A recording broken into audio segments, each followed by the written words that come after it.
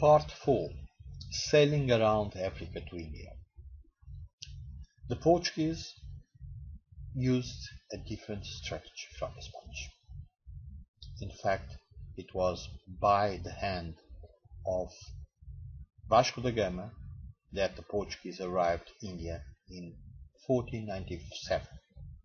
Vasco da Gama born in Sines, a village nearby the seaside, in 1460, and he commanded the navigations.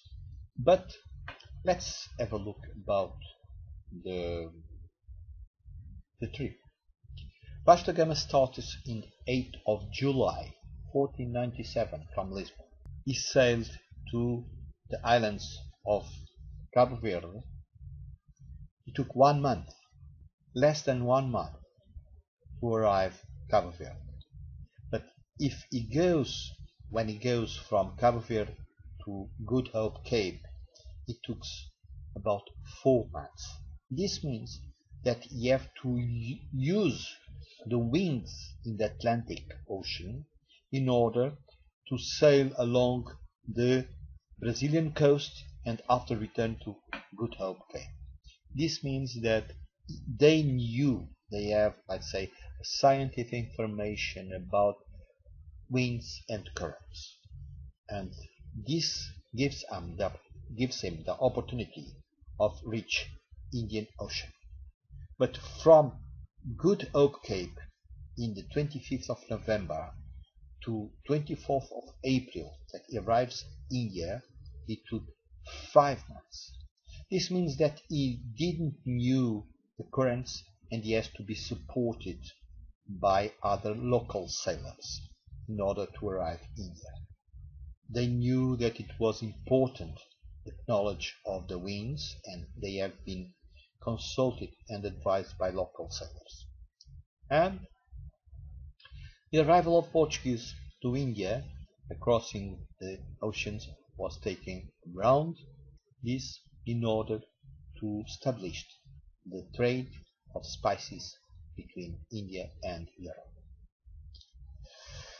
In fact, the arrival of the Portuguese, and it was the Europeans in the coast and Marajas in the inland. Portuguese want mainly to fight against the control of the seas and the trade made by the Arabs in Arab oceans. It was not an easy task. It was quite difficult. Vasco da Gama is recognized by the British in the Greenwich Museum, Navy Greenwich Museum, with a real place. And the Europeans' arrival, it was a difference between the invasion of India by Prince Babur, the Mughal, and starting the Mughal Empire. This means that the Mughals were the inland and the Portuguese in the coast. It's interesting to understand that the Taj Mahal was built about 130 years later the Portuguese arrived in India. What else important? Portuguese were around the coast, as you can see in the yellow line, and the Mughals in blue in the inside. The remaining European countries involved in this area later, England and Holland, keep virtually away from India up till the end of the 16th century. Basically, or approximately 100 years later than the Portuguese arrived by sea. But in the 16th, British Indian Company established locally and start to control all the area.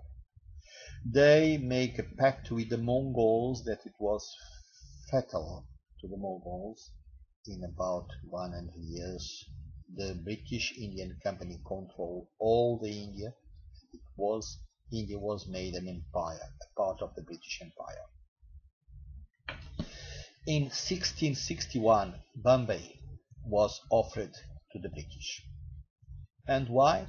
Because the Portuguese Indian Company was about bankrupt, and in the marriage of Charles II with Catarina of Braganza, the Portuguese princess, the Portuguese offered Bombay to the British.